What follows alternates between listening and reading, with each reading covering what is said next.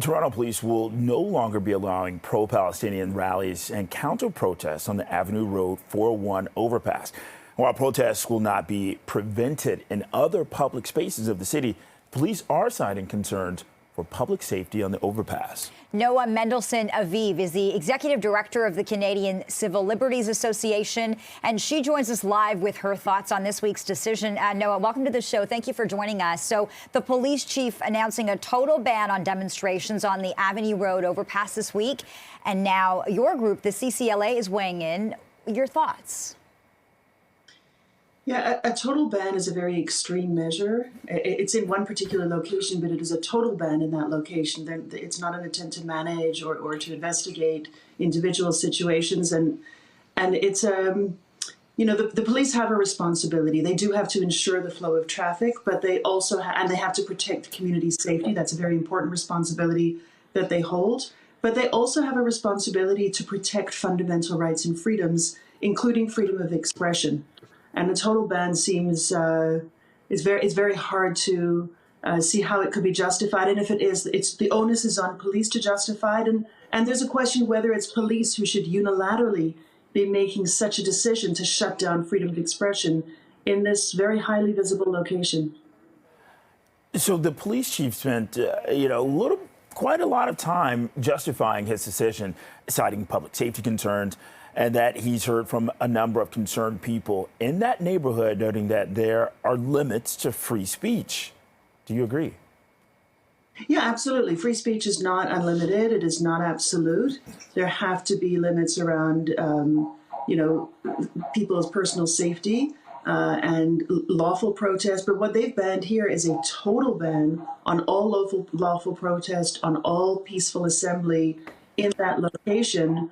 And that's what's concerning to us. If they want to provide a presence, if they want to manage traffic, if they want to investigate if there are any incidents, and I understand that there's been only one arrest in that area this entire time, that is something that is also part of the police services responsibility. But like I said, they have a duty also to protect fundamental rights and freedoms.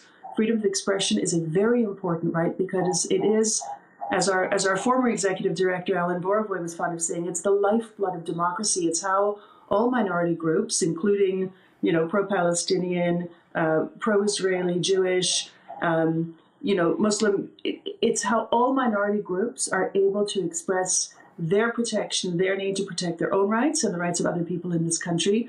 And that's critically important. And that's something that we will stand up and fight for.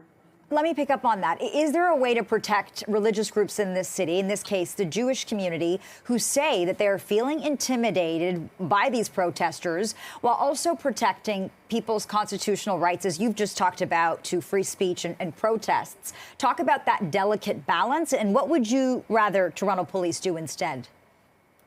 Yeah, I think the point that you're raising, the language you're using of balance is exactly right. That police see their role as focused on safety, and that's a very important aspect of their responsibility. But they do have to also maintain and uphold our fundamental rights and freedoms. And in order to get that balance right, the question is whether, first of all, it's police who should be making that decision unilaterally, and whether, in fact, it should be something coming from, a different authority, a judge or the city through some kind of bylaw. And a total ban is one that feeds into community safety, but doesn't leave any room in that space for freedom of expression, keeping in mind that it's a highly visible space over a highway. And, we have to ask police to do their best to balance both. A total ban is very difficult to justify. Okay, and with that, Noah Mendelsohn-Aviv, Executive Director of the Canadian Civil Liberties Association. Thank you very much for your time and sharing your thoughts with us this afternoon. Thank you so much.